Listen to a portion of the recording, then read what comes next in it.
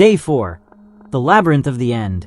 The air grew dense and cold, as if something was absorbing all the heat around it. As I stepped into the laboratory, the feeling of heaviness hit me immediately. The place was dark, and the only light came from a few flickering ceiling lamps that barely illuminated even a fraction of what lay inside. Despite the chaos outside, there was something unsettling about this place. Not only were the creatures outside lethal, this site was also imbued with something else, something sinister. Marcus cautiously moved ahead, weaving through the corridors as if searching for something in particular. He stayed close to me, not just because of the dangerous situation, but because he seemed to know more about what was happening. It was as if he was inside a puzzle where too many pieces didn't quite fit. This laboratory, Ian, is part of a secret network. What they're doing here, what they're experimenting on, it's not just to understand the creatures. It's something much bigger, something directly tied to what we're experiencing right now. I didn't fully understand what he meant, but there was no time to ask. Suddenly, a dull thud echoed from the far end of the hallway. Something was coming toward us. We didn't know how close it was, but the way the sound reverberated off the walls indicated that it wasn't just any creature. Without thinking twice, Marcus and I bolted into one of the adjacent rooms. We rushed inside and slammed the door shut behind us. Inside the room, we found what looked like computers and monitors. But the most unsettling thing was what appeared on one of the screens. A sequence of images displaying various creatures, all drawn from mythology, urban legends, and movies we had seen in the past. And not just that. The images also featured SCPs.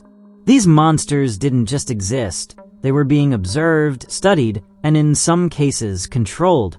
The SCP Foundation, the organization we had always believed to be just a rumor, was very real. And now, something had gone terribly wrong. Marcus stepped closer to a monitor, scanning the data. This isn't an accident, Ian. The creatures you see here, they didn't appear by chance. Someone is releasing them, or worse, bringing them here. Something is breaking the barriers between our worlds, between dimensions, and the result is this apocalypse. Panic gripped me, but I tried to stay calm. If what Marcus was saying was true, then the world we knew wasn't just being invaded by creatures of fiction.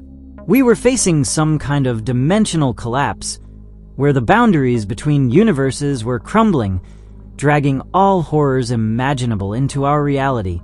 And I wasn't sure if I had the knowledge to stop it. Then, something on one of the screens caught my attention. A file titled Protocol 1000. It was a reference to something I had read about in dark forums, a supposed method for dealing with these creatures. I didn't know if it was a real solution, but my curiosity drove me to open it. A set of instructions and coordinates appeared on the screen. This is what we need, Marcus said, pointing at the screen. Protocol 1000 is our only hope, but if we're going to attempt this, we have to follow it to the letter. And it won't be easy. A shiver ran down my spine. I knew things couldn't get any worse than they already were, but the overwhelming sense that we were on the edge of something far bigger, far more terrifying, made me hesitate. However, I had no other choice. What I saw next on the screens left me speechless. Maps, locations, and descriptions of the creatures that now ravaged the world. It wasn't just familiar monsters. There were entities from other dimensions, beings that didn't belong to any plane of existence we understood. From classic horror movie monsters, like those in the cabin in the woods, to cosmic horrors I had never imagined facing. A section of the file also mentioned the SCPs and how they had begun escaping their containment sites. Some were more dangerous than ever, like SCP-682, the immortal reptile, which had apparently broken free. The global catastrophe wasn't just caused by fictional creatures anymore. It was now a convergence of beings that defied everything we knew to be possible. We need to get to the SCP research facility somewhere in Alaska. It's the only place where some answers have been found, and maybe the solution as well, Marcus said as he moved toward one of the lab's doors. But before he could open it, the sound echoed again. Something was approaching, and this time, it was much closer. The worst part was that this time, it wasn't just any monster. The door began to creak, as if something massive was slamming against it. The sound of claws raking against metal put us on high alert. Whatever was on the other side of that door wasn't going to be easy to stop. I looked at Marcus, whose eyes were locked on the door. I knew our situation was even more dire than I had thought. Protocol 1000. Now, he ordered firmly. I didn't have to think twice. Through the fear and desperation, our only option was to push forward. If this was going to be our final confrontation, then we were going to fight for the only hope we had left. But as we opened the door, we came face to face with a being whose presence had already marked the difference between life and death more than once. Day 5. The race against eternity. The creature that stood before us was a fusion of many legends, one I never expected to see up close. The Wendigo, its glowing red eyes and twisted mouth, which seemed to be laughing, sent chills down my spine. Its skin was torn, exposing raw flesh and jagged bones. Towering over us, every step it took made the ground tremble. Its icy breath filled the room, but there was no time for fear. It was time to apply what I knew. "Fire, Ian," Marcus said just before the Wendigo let out a deafening roar. I grabbed the flashlight from my backpack and switched it on, aiming it at the Wendigo. I knew that creatures like it feared fire. Without hesitation, I hurled a bottle of gasoline I had in my backpack, followed by a lighter. Flames burst to life, illuminating the room. With an ear-splitting shriek, the Wendigo recoiled. It wasn't dead, but we had finally stopped it, at least for now. But this was only the beginning. Day 6. The expansive nightmare. After the confrontation with the Wendigo, the fear I had felt in the early days transformed into a palpable tension. Reality had changed in an unrecognizable way, and each new creature that appeared brought with it a different level of horror. It was no longer just about survival. Now, our mission was bigger, more dangerous, and more desperate.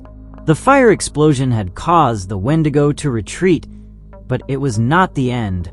The moment the creature fled, the room plunged into darkness. The rumble of its footsteps still echoed through the walls, and I knew we wouldn't be able to rest for long. The monstrosity could return at any moment, but there was something even more unsettling. The knowledge that these creatures were no longer mere legends or myths. They were real and more powerful than anything we had imagined. Marcus and I quickly made our way to the SCP research facility in Alaska, as indicated by Protocol 1000. The journey there was a challenge in itself, not only because of the distance, but also due to the horrors that stalked us at every step.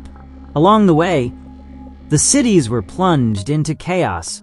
The creatures from the Cabin of Terror now roamed the streets, lurking in the darkness, and SCPs were escaping from their containment centers.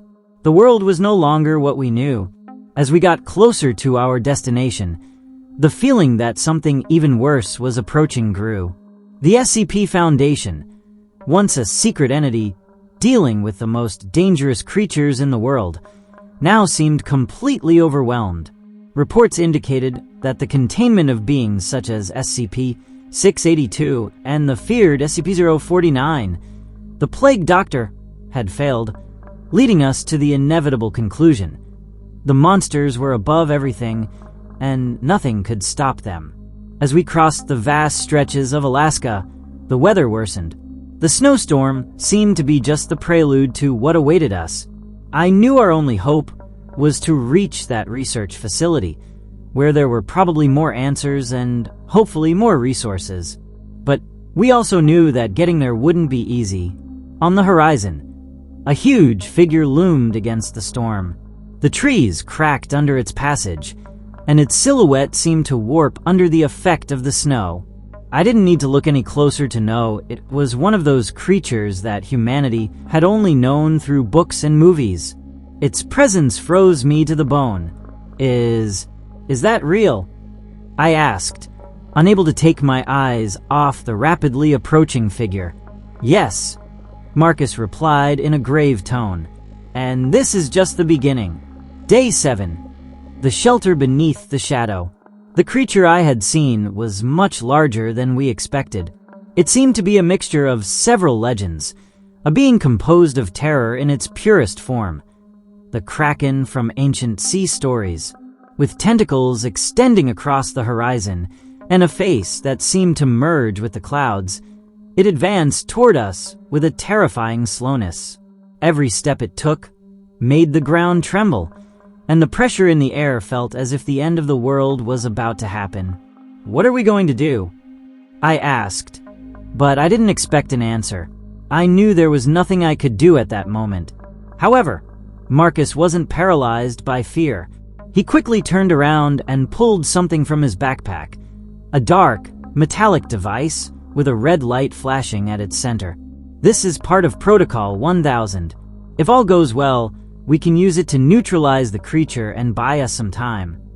His voice was firm, but in his eyes, I saw a mix of doubt and desperation. What Marcus had in his hands looked like an energy generator designed to emit a shockwave capable of destabilizing the creature. But time was running out. The creature kept advancing. "We don't have much time, Ian. Be ready to activate the wave when I tell you." Marcus gritted his teeth when the kraken lifted one of its massive tentacles and plunged it into the ground. A deep, guttural roar echoed across the snow-covered landscape.